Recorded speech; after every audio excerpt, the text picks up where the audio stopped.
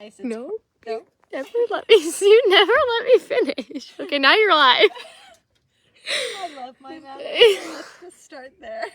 Anyway, hi everybody. It's Courtney Cooper and it's Training Tip Tuesday and it's the 1st of March, and as everybody can see, it's a really glorious day here in Aiken. So we thought we'd sit outside and talk about rest and recovery. I don't usually get a whole lot of time to sit around, but I've been teaching a lot of lessons, which has been nice. So our talk today is about rest and recovery and how to take the horses that went last weekend in the intermediate and in the preliminary and sort of make it so that we can have them hopefully for the whole rest of the season and that they don't get burned out. Also for my staff, burnout is something that's real in the horse world. There's always stuff to do, and there's a lot to do when you have 34 horses in work, and that's sort of where we are right now. So I'm a 5-star rider. I am the owner of C-Square Farm here in the States. I'm a partner in Excel Star Sport Horses. And so between those two businesses and some other stuff, I have a lot going on. And so when we get a chance to have a little bit of downtime, I try to take it. Yesterday was a day to ride my young horses that had been hacking while we were at Pine Top, and to sort of get back to some work and some flat work with them. We always jog up the horses the day after their competitions, and so the Time to Shine horse actually jogged up Sunday afternoon when we got back from Pine Top, and then the other 9 horses jogged up on Monday morning and all looked well, so that was a great relief. It's always nice when the horses look so well.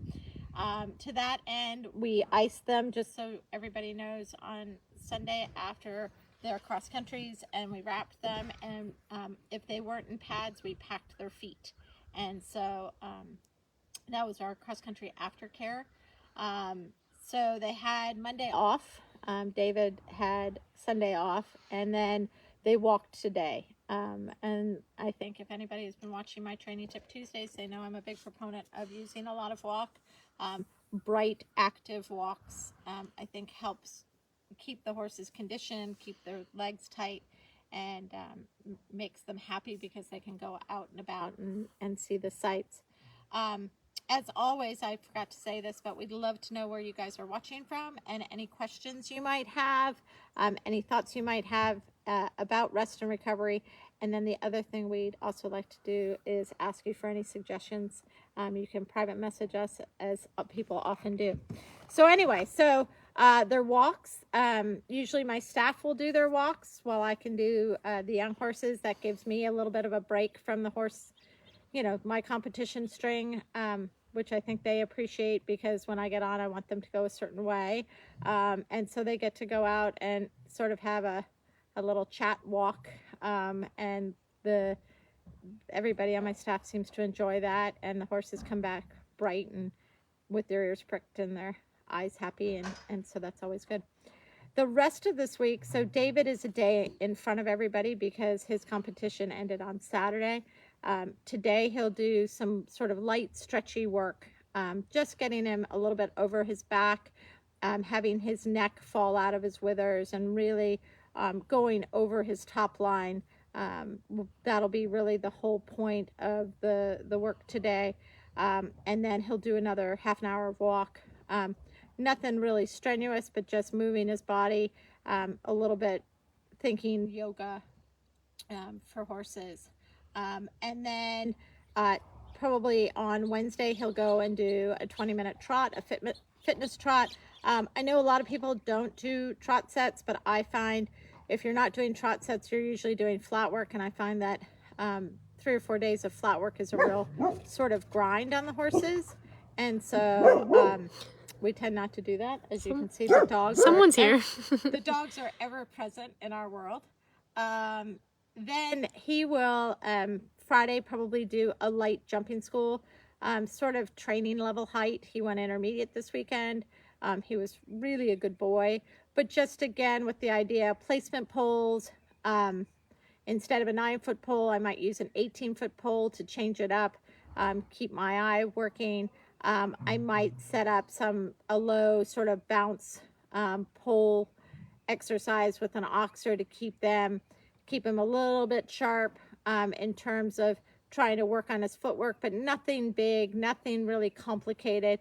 Just again, more trying to get him to soften through his top line, make him confident again, try to build that bank of confidence. I'm a big believer that when you do a competition, you like to reassess where the horses are. And so it's real important to know, did your horse come out of the competition feeling better? Did you make deposits into their confidence bank? Or did the horses come out and are concerned about something? And do they come out a little worried and a little anxious? Because confidence is one of those things that's very fragile. And so you want to continue to bank confidence, because, you know, things happen. You know, horses make mistakes, people make mistakes.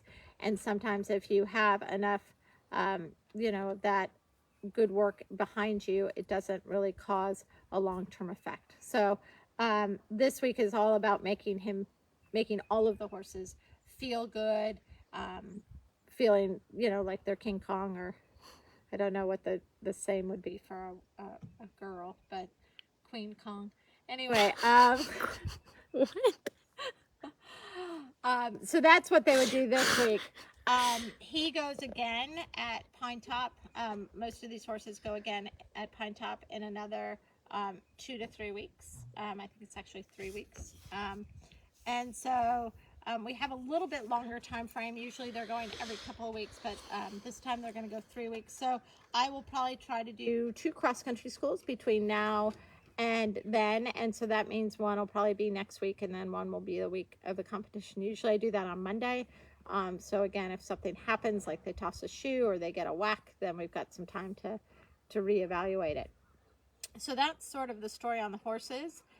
If a horse came out and they have a big leg or ding or a boot rub, or you know, they need some body work, this is the time to do it. Because you have time to do things. And so we regularly will use someone for massage work on the horses. I feel like my veterinarian is on speed dial. She gets questions all the time, but fairly confident with my vet and my farrier that I can call them and say, look, I have this problem, how would you deal with it? They're great resources, but try to keep it to business hours. They also get a lot of texts not during business hours, and I think that's always tough for them. As for my people, Madeline, do you want to chime in here? Madeline had the day off yesterday, and this was actually her idea, talking about rest and recovery. And because it's been so beautiful, last week, I think it was last week. Yeah. Last week she went to the beach, actually, which was nice. And this week she went to Target and got a painting kit and painted a clock, actually. So with another one of our staff members. So that was great. Obviously, I'm not in a situation with the horses running that we can give all of the staff off on the same day. We try to do that actually, usually one day in Aiken, so everybody could go to the beach or do something fun, go to Atlanta, something unusual. But usually, if we've had a big weekend like Pine Top, I try to get people, a couple people off the first day. And then the other folks were doing a lot of laundry, catching up that way. I'm doing the young horses and just doing odds and ends and bits and pieces. We also, because we had a good weekend, we're all going to go to Marble Slab. Actually, we have to do that tonight, because tomorrow starts Lent, or Wednesday starts Lent. Yeah, No more chocolate. No more chocolate, which is very, very sad. So for those of you who know how much I love chocolate, it's very, very sad. It was either chocolate Diet Mountain Dew or Scotch. So chocolate lost. It's certainly not going to be any of those. So anyway, so that's sort of how we try to take care of our people. I will also, on competition days, or the Thursday before competition, and this sort of goes into taking care of your people, we'll order pizza or have dinner brought in, you know, Chinese or something like that, because all of us are pretty tired, and it's important to, you know, just eat right and make sure that you eat. So we will do that as well for our staff. So that's really it. Do we have any questions? Anybody have anything crazy to ask us? No, no questions. No questions. So that's just a little bit about us. This was sort of a fun, easy topic for us to do, and we thought on point given last week what we talked about with the scheduling of the horses. So the rest of our time in Aiken, we have sporting days this weekend and a William Fox Pit Clinic, which should be kind of fun and interesting. We're looking forward to doing that. It'll be another busy weekend, but this is going to sound kind of bad. Pine Top is an hour and 15 minutes away, and it always feels like forever down here, and I don't know why. It's like a 3-hour drive. It's not like our friends in California and Washington State who have to drive, you know, a day to get to a competition, but it does seem like a while. We're very lucky. Sporting Days is actually just over the hill, so it's like a 10-minute drive, so we're quite spoiled. So we have Sporting Days this weekend. Then we have Madeline and Kat Perry who work for us. They're going to be doing the Stableview Academy on a couple of horses to have sort of a fun time out, an unrecognized competition. Then we're back to Pine Top, I think with 10 or 11 or 12, something like that. And then we have a week off. I'll be headed to Ireland. So if anybody is looking for a horse or wants to talk to me about looking for a horse or wants to come, please give me a holler or a message and I can tell you all about that. And then we're home and we do Stableview.